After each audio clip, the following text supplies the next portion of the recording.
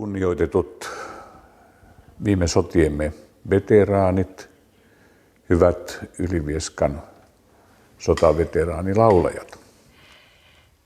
Tämän tervehdyksen esitti kappalainen rovasti Tuomo Kälviä. Törmälään 3. maaliskuuta 2014 rippikoululaisia tervehtimään saapui vieraita. Kuten lukuisia kertoja aiemminkin, paikalla oli jälleen sodan kokeneita veteraaneja. Olemme saaneet teidät vieraaksemme tänne rippileirille, Törmälän leirikeskukseen. Kysymyksessä on lähes 10 vuoden mittainen yhteistyö. Kollegani Pekka Lehto sai aikanaan idean kutsua tänne rippikouluun sotaveteraanin, ja kysymyksessä oli silloin nyt jo edesmennyt Juho Seppälä Raudaskylältä.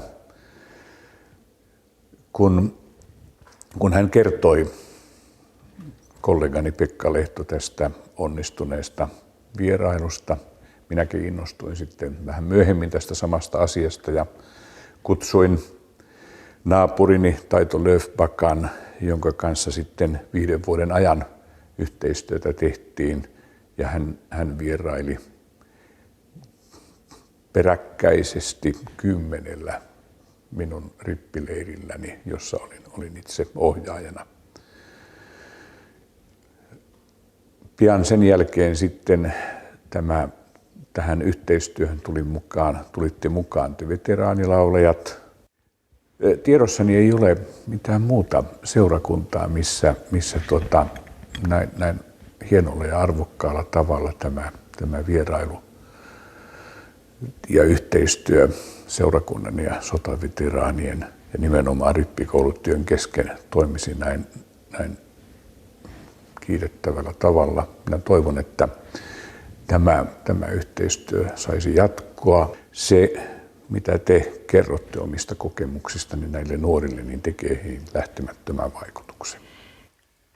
Vuosien varrella veteraanilaulajat ovat esityksillään eri yhteyksissä herkistäneet monia. Koskettavia olivat nytkin laulut Kodinvartijat ja Tuntematon sotilas. Kodinvartijas jäi aikanaan, harmaana valkeni huomen, idän taivas jo sai purpuraan. Kyllä miehensä kauaksi antoi, valot poissaolon yleisen maan. Äiti puolensa luojalle kantoi, kodin puolesta lasten ja maan.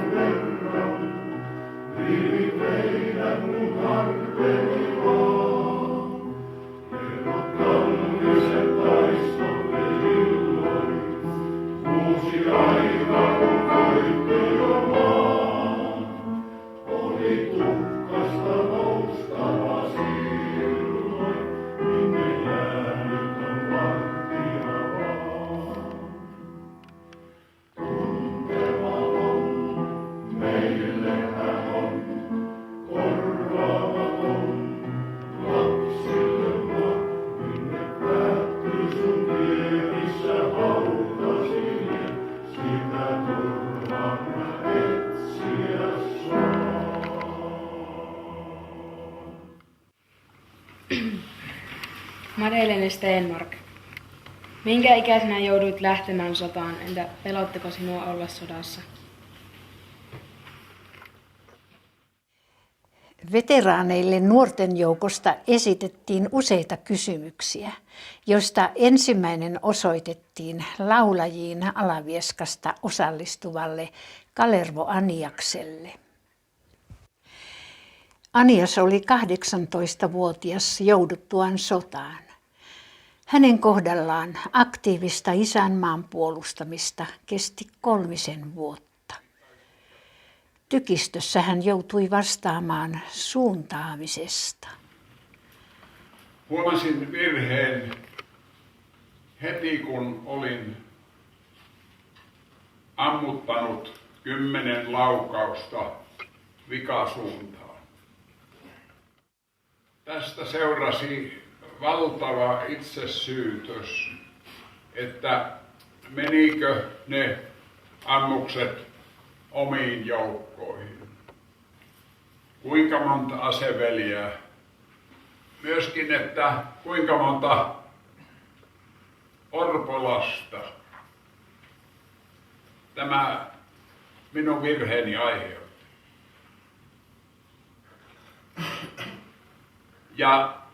Ja näiden äitejä meni toista vuorokautta, ettei päästy tykeiltä pois, että olisi voinut kysyä, ottaa selvää tykinjohtajalta ja asemateltasta laskijoilta, että minkä ne meni ne väärään ammutut laukaukset. Niin kyllä se oli semmoinen asia, että minä kun on nuorempana kuorma-autolla kuljettanut monenlaisia lasteja ja lastannut monenlaisia jyväsäkkejä ja apulautasäkkejä selässäni. Niin raskasta säkkiä minä en ole selästäni puottanut alas, kun tykinjohtaja tuli ja ilmoitti, että kuule, Kalervo, ne meni laatokkaan. Niin kyllä siinä meni kädet sormet ristiin. Kiitollisuuden.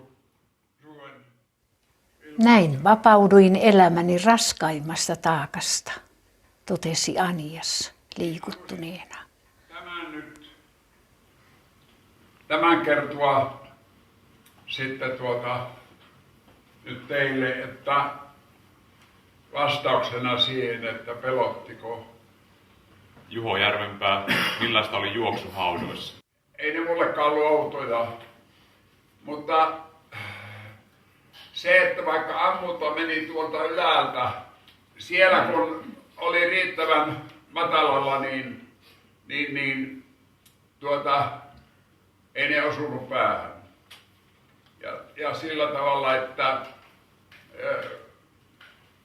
kyllä siinäkin yksi pelon aihe oli lähellä. Kauko Savela syntyi 1921 ja suoritti asepalveluksensa välirauhan aikana. Tykistökoulutus jatkui tositoimina tulenjohtotehtävissä suuntokehäjohtajana. Aino Veteläinen. Oliko sodassa hyvä ryhmähenki? Oliko sota vaikea tai niin rankka asia? Oliko sodassa ilon hetkiä? Minkälaista semmoista protestia ei ollut nuorempien eikä vanhempien välillä. Kaikki oli sama-arvoisia. Jokaiselle oli se oma koulutus, jos ei tullut minkäänlaista sekaannusta näiden välissä. Ryhmähenkeä kuvaa osaltaan tämäkin. Kaikki varusteet luovutettiin pois. Lähdettiin kotiin, niin yksimielisesti vaan tuumattiin, että olipa mukava tavata. Sitten oliko sota vaikeaa tai rankkaa. Sitähän oli molemmat. Oli rankkaa ja silloin kun oli rankkaa, niin silloin oli myös vaikeaa. Ja oliko sodassa ilon hetkiä? Näitähän oli kyllä. Urheilu oli, joka kuului siihen aikaan, oli niitä semmoisia hetkiä, että pystyi urheilemaan. Meillä oli hyviä painijoita, ne antoi näytöksiä ja painivat siellä. Kesällä oli uimareita, siellä oli hyvät uimaveet, tuolla Uhtuasunnalla varsinkin. Ja talvella hiihto. Paljon kävi noita taiteilijoita, jotka oli hyviä iskelmälaulaajia tai näyttelijöitä, jotka kävi esiintymässä. Viihdytyskiertueeksi sanottiin niitä. Nehän oli semmoisia ilohetkiä. Janette Lahtinen, missä taistelit pisimpään? Millainen oli normaali päivä sodassa? Näittekö paljon kaatuneita? Etupäässä oli vartiointia. Meillähän oli pitkästi siellä linjoilla hoidettavana ja niin se oli siis jatkuva miehitys oli. Aina tukikohdassakin saattaa olla noin 30 korsua ja säkettä, josta piti jatkuvasti harkioida. Ja sitten oli vielä yövartiointi, se oli niin vielä puolta rankempaa. Sieltä tuli loputkin mieleen. Minäkin olin siellä yli 2 vuotta tällä reissulla, niin yhden ainoan yön sain nukkua. Aina joka yö oli aina vartio, mutta peti kiinni. Nukkumadesta oli urheilua harrastettiin ja lukemista sitten nämä tuli lehtiä paljon. Aunuksen radio oli semmoinen, että sitä kuunneltiin. Sillä oli semmoinen lyhyt tunnin mittainen ohjelma joka päivä. Ja sitten pelattiin kaikkia pelejä keskenään siellä aikana kuuksia. Näitkö paljon kaatuneita tai kuolleita? Kyllä aivan tarpeeksi kyllä näin niitä, vaikka mä en tässä halua mitä se isommasti siteerata sillä tavalla, mutta niin oman pataljonani kohdan, me oltiin siellä talissa, oli meidän taistelupaikka oikein ja niin siellä tuli paljon menetyksiä ja aina 3 miestä teki kantaa, ne alkaa olla aika raskaita ne painajat, ne kerättiin siihen pataljoonan komentopaikalle ja sitten ruvettiin, kovin aikaa oli ollut, niin tuli määräys, että pataljona siirtyy muualle, että pitää kokoontua siihen pataljoonan komentopaikalle ja siihen sitten minä vein ryhmään ja vein siihen sitten ja niin siinä odotettiin ja sitten tuli meidän komppanian päällikkö Päiviö Hetemäki, niin hän meni siihen kasan tykö ja pitkään aikaa siinä ihan hiljaa oli sitten ja sitten se viimein sanoi, että nyt pääsi lähettää ja siinä kohtaa sanoi, että se veli oli siinä kasassa myöskin. Vuonna 1923 syntynyt Oiva Savela vapautui kersanttina vuosia kestäneeltä sotareissultaan. Murokalliolle mentiin ja siellä oltiin 2,5 tuntia taisteltiin. Ja sanotaan, että se oli mitä kovimpia, missä naapuri ampui tykeillä. Että siellä ei oikeastaan enää tiedetä, missä on aina ammuksen raja. Tämä viimeinen kohta on täältä, niin me oltiin jo päästy niin rajojen yli, oltiin vähän niin suojan puolella siellä. Niin siinä oli pitkän matkaa, oli sitä tienvartta, niin oli kaikki juria. Ja oli hevosia oli paljon kuollut siinä. Ja 2 kärrykuormaa siinä oli sitten ruumiita, joka oli kaikkein ikävän näköistä. Ne oli vaan kerätty sinne armeijan kärrylavalle ja sieltä roikku kättä ja jalkaa. Niin sitä lautojen välistä. Tämmöinen oli minun se. Oiva Savelan sota päättyi Lapissa, jossa häädettiin pois saksalaisia. Täällä hän toimi lähettiryhmän johtajana.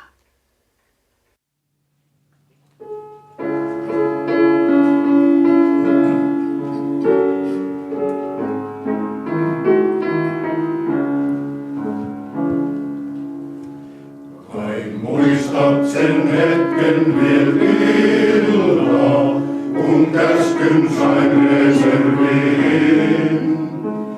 Oli saateinen lokakuun ilta, ja me mentiin Juurlevaariin. Kun käsky se lykättiin mulle, ja huudettiin kiirettä hei. Olen suukon mä tykkäsin sulle, kun Jumala jo jonnekin vei.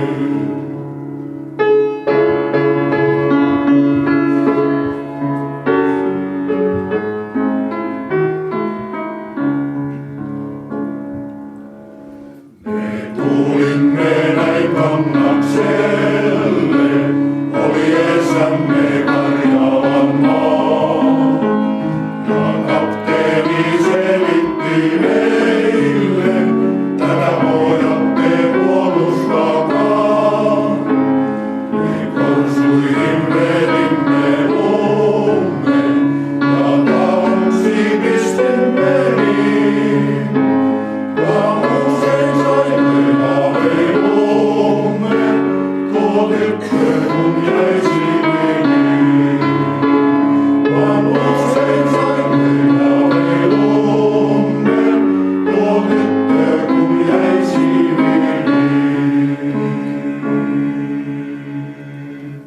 Pyry Vähäkangas on ollut Isosena rippikoululeirillä. Hänellä on tuntuma nuorten ajatuksista ja suhtautumisesta veteraanien vierailuun. Niin, no joka kerta kun nämä veteraanit on täällä käynyt, niin se on rippileirille niin ollut aina yhtä mahtava kokemus. Ajatus taltioida vierailu oli kanttori Martti Murtoperän. Nuoriso-ohjaajien kanssa keskustelimme, millä tavalla voitaisiin veteraanien vierailut saada myöskin sellaisten ryhmien nähtäväksi ja kuultavaksi, jolloin ei enää veteraaneja ole leirillä mahdollista käydä. Onhan selvää, että he ovat ikääntyneitä ja väistämättä ei ole enää kaukana se, että he eivät enää ole kertomassa tällaisia kokemuksia sodasta. Niinpä saimme järjestettyä tällaisen tilaisuuden ja veteraanit meillä kävivät. Ja kun hallinnossa tällainen menettely hyväksyttiin, niin nyt olemme saaneet taltioitua tällaisen tilaisuuden, jossa veteraanit kertovat kokemuksistaan sodassa. Ja nämä ovat olleet rippikoululeirin osallistujille, niin oppilaille kuin ohjaajille ja isosille, niin mieluinen tapahtuma, että ne ovat varmaan jääneet leiriltä päällimmäisenä mieleen.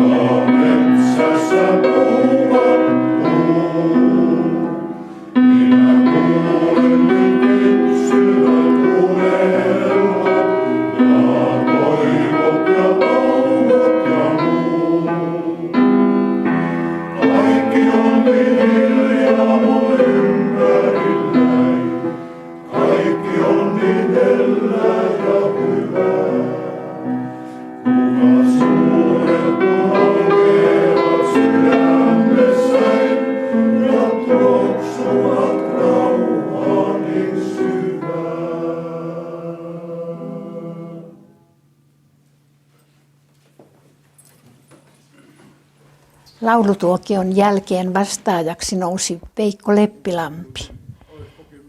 Hänelle kysymykset palauttivat vaikeita tunteita herättäviä kokemuksia. Hänen kohdallaan sanonta ammu tai tulet ammutuksi konkretisoituu koskettavasti. Oikea vasemmanpuolinen, niin se kuului se rapina lähempänä. Sinne ei ollut sinne matkaa, siinä oli piikkilanka, este oli vielä edessä. Ja mies nousi pystyyn siellä ja siitä piikkilangan ajan takaa mä sen hahmon näin vielä. Ja minä sitten otin kiväärin pystykorvan ja rupesin tähtäämään ja eihän se pysynyt paikallaan. Se oli vaan totisi. Oikein näin puistattain otin uuden asunnon ja sain kiväärin piippu oli kiiltävä, koska tähdet loisti sieltä. Ja mä sain sen rauhoittumaan kiväärin ja laukasin. Ja mä huomasin, että se kyllä nykähti sinne. Ja sitten oli tuossa johtajan oli semmoinen hälytysnuora sinne korsuun. Se oli 30 metrin päässä se korsu siellä, jossa ne miehet oli. Ja minä nykäsin sitä, mutta tiesin niin rajusti, että se oli sitä puhelintapsia. Ja se tuli, mä löysin sitä selälläni oikein ja se tuli se. En ollut varma sitten, menikö se hälytys perille. No, alkoi töminää kuulua sieltä. Sieltä tuli 20 miestä meitä sinne ja sitten minä sitten menin itse siihen konekivääriin, aisoin kiinni, siihen tuli sitten syöttäjä ja siinä oli molemmin puolin miehet. Ja se oli niin hyvä tuuri sikäli meille, että se konekivääri, se ryssä teki silloin semmoisen väkivaltaisen tiedustelun. Ei sillä tavalla se väkivaltainen tiedustelu, että se oli tarkoitus, että minä kun olin vankina, ne ottaa minut siitä siis vangiksi, räjäyttänyt sen koko korsun miehet siellä, jos ne olisi saanut minut sitä. Mutta tämä kävi sitten näin, että mä rupesin ampumaan sinne ja kaikki, meillä siellä oli konepistooli, oli pari kappaletta niillä ja kiväärillä. Me nähtiin pikkusen niitä ja sitä oli niin, että se lukumäärä sitä ei päivän aikanakaan selvinnyt, että kuinka monta niitä oli, mutta noin 30-40 miestä. Semmoinen porukka siinä odotti, että ne olisi saanut tuolla korsuun räjäyttää sen sinne ja se olisi loppunut se meno siihen, meidän elämä siihen. Ja sitten vielä tässä meidän kohdalla samanlainen virhe. Siis se, että kun tulejohtaja, se oli meillä puhelin yhteydessä, että tulta nyt sinne saareen. Ja se oli semmoinen juttu, että nämä kaikki, ensimmäinen sarja, 3-tuumainen tykistö, siinä oli ne jokirannassa, niin ne pysähtyi siihen korsuun eteen. Jos se olisi pikkusen pitempi ollut, niin se olisi veihin taikka sitten jo korsuun siinä. Että luoja kiitti. Luoja me kiitimme. Mulla oli tämmöinen kenttävirsikirja, joka oli aina tuossa taskussa.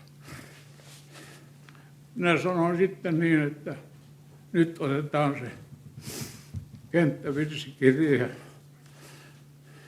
Siellä kaikilla oli nämöiset. Ja me lauloimme, Herra on hyvä kiittää. Ja tämä tapaus, 73 vuotta, niin joka ilta polkee vississä. Petteri Salmela, mikä oli vaikein menetys sodassa? Minkälaisia traumoja sodasta jäi? Pääosan elämän tehtävästään Erkki Kangaskortet suoritti armeijan palveluksessa. Maanpuolustusasiat, lähihistoria, muun muassa sodat ja niiden vaikutukset maallemme ja väestöön kiinnostavat edelleenkin siinä määrin, että tiet ovat siviilissäkin johtaneet monien järjestöjen riveihin ja sen johtopaikoille. Sydäntä lähellä ovat muun muassa veteraanityö, kaatuneiden omaisten elämä ja vaikeudet, siksi että isä tai poika ei palannutkaan. Kangaskortet tulkitessaan sotahistoriaa tiesi, että venäläisten tarkoitus oli katkaista Suomi Oulun korkeudelta. Olivat varastorasvoissa ja pakkasta Kainuussa 40 astetta ja kun piti ruveta töihin sotimaan, niin aseet ei toimi. Suomalaiset liikkuvat pienissä ryhmissä ja katkoivat pätkiin venäläisten marssirivistön ja tuhosivat se aina pienissä osissa. Sinne jäi monta nuorta miestä Kainuun korpeen, niin suomalaisia kuin venäläisiäkin. Pitää aina muistaa, että sodassa on kaksi puolta, on vihollinen ja omat, mutta aina pitää muistaa sekin, että se vihollinenkin on ihminen. Kysymys oli pahin, vaikein menetys sodassa. Ensinnäkin yksilön kannaltahan oli se, että siellä meni nuoruus, meni sodassa. Koulunkäynti jäi kesken, koulutus kesken. Perhojen perustaminen jäi kesken. Sitten jos ajatellaan koko Suomea, niin Suomi menetti alueina Neuvostoliitolle Petsamon, Karjalan, Viipurin.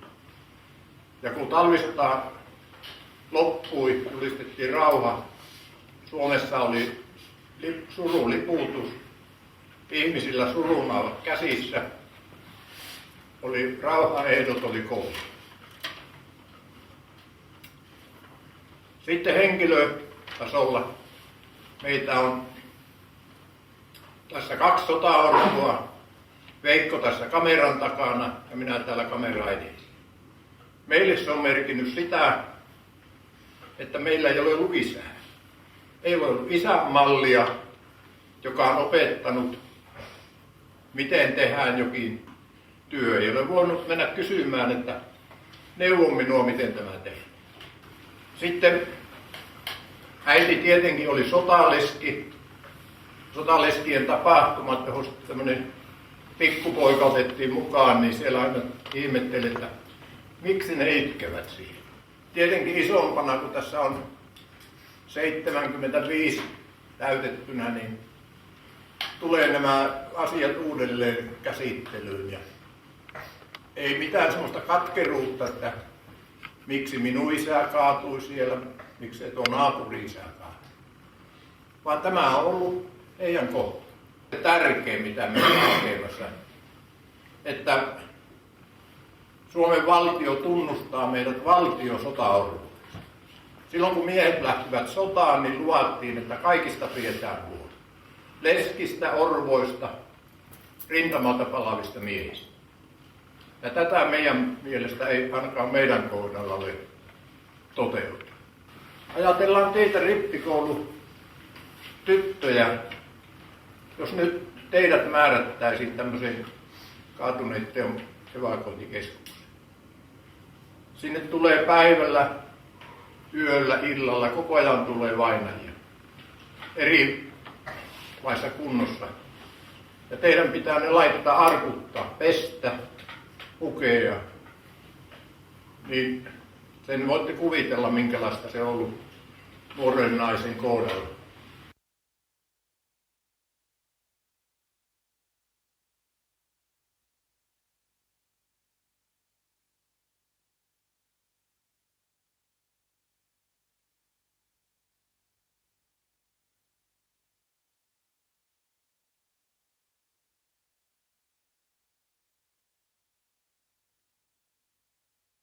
Minkälaisia traumoja sodasta jäi?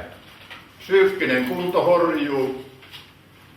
Näitä oli hyvin paljon tapauksia, joissa siellä sotarintamalla todettiin tämä fyysisen kunnon horjuminen omien ruumiitten näkeen, omien kavereiden. Saattanut siinä olla petikaverina, saikkaporukassa, poltettu yhteisiä tupakkeja, avottu yhteisiä paketteja, mitä on tullut kotua ja näiden näkeminen. Niin. Ja sitten yhtenä tärkeänä tämä kuoleman pelko. 5 vuotta sodassa pelätä koko ajan. Milloin minun kuolee? Pääsenkö koskaan pois? Näenkö omaisia, lapsia, vanhempia? Sitten kotiolot, omaisten sairaus, ikävä, kirjeet. Jos kotua ei ruvennut tulemaan kirjeitä, silloinhan lähtee ajatus pyörimään, että mitä nyt on tapahtunut. Mä tiedän, sotaorpona paljon keskustellut eri ihmisten kanssa, sotainvaliidien lasten ja sotaveteraanien lasten kanssa. Tiedän kyllä, että minkälaisia siellä on vaikeuksia ollut.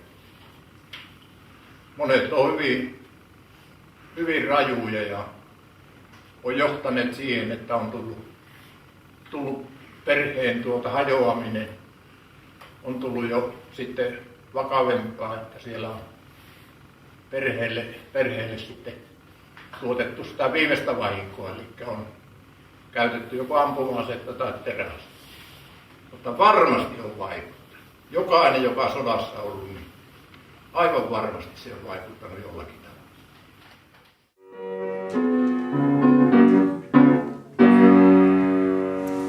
Kotikontujen tienoita verrettien, tämä laulumme kaikuukoon.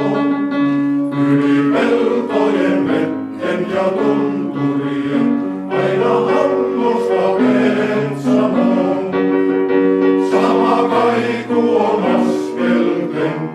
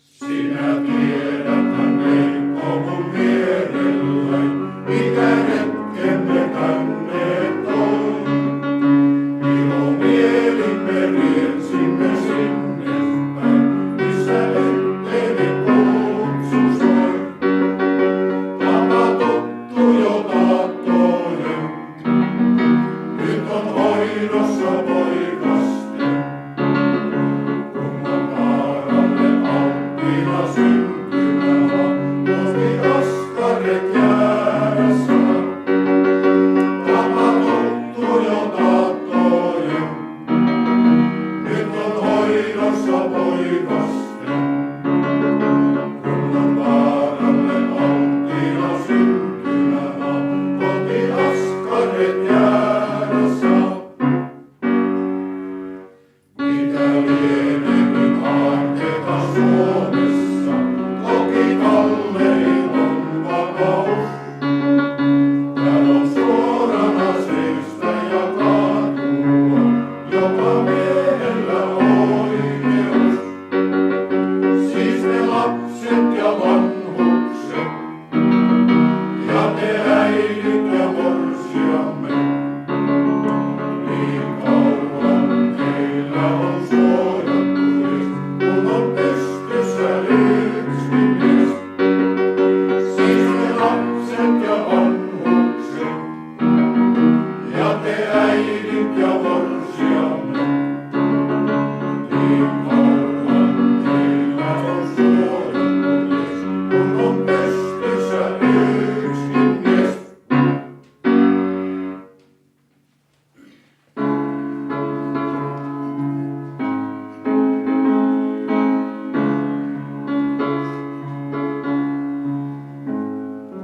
Rannalle himmeän lahden, aurinko laskenut on. Kutsu jo soilta huudon, taakka jo laskettu on. Tahtoa muista sä silloin, askel jo uupunut on. Lapset ja lastemme lapset, teidän nyt vuoromme on. Hoivatkaa, kohta poissa on velje. Muistakaa, teille kallis on maa. Kertokaa lasten lapsille lauluin. Himmeä ei muista koskaan saa. Hymni soi rollissa hiljaa, tummana kaipuuta soi. Aika on korjannut viljaa, sarka jo kynnetty on. Ammoin me marssimme kahden, tuolta ei taivas ja maa. Rannoille hävisen lahden, kelle nyt kertoa saa. Hoivatkaa, kohta poissa on velje. Muistakaa, teille kallis on maa.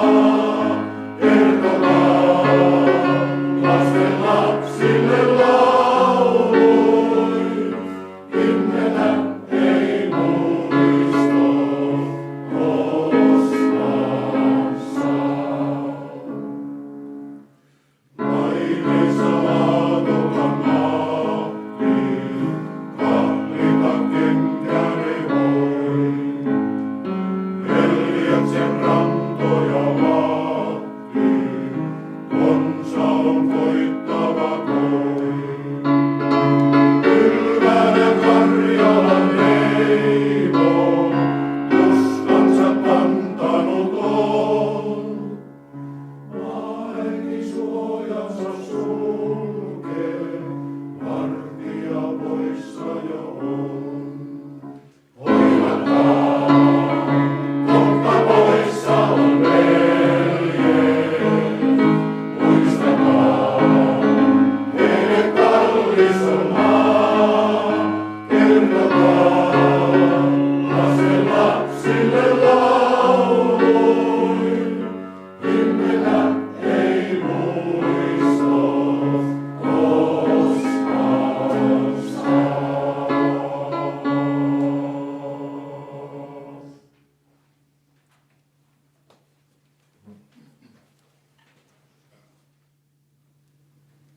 Teidän ansiostanne tämä maa on vapaa maa. Tässä maassa äidinkielenä puhutaan suomea ja on mahdollisuus nuorilla käydä koulua, opiskella ja tehdä työtä. Sotaveteraanin poikana oma isäni oli tarkka ampujana siellä puussa niitä vihollisia ampumassa. Ja aselajikoulutuksen saaneena reservin aliupseerina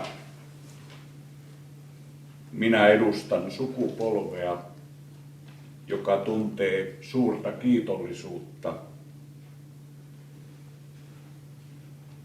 niistä uhrauksista, mitä nyt jo väistymässä oleva veteraanisukupolvi on meidän hyväksemme tehnyt. Omasta tämän rippikouluryhmän ja seurakunnan puolesta minulla on ilo ja kunnia lausua lämpimät kiitokseni tästä vierailusta. Ja minulla on se käsitys, että monilla meistä tämä vierailu säilyy mielessämme ja muistoissamme loppuiän. Kiitos. Ja haluamme antaa suosion osoitukset.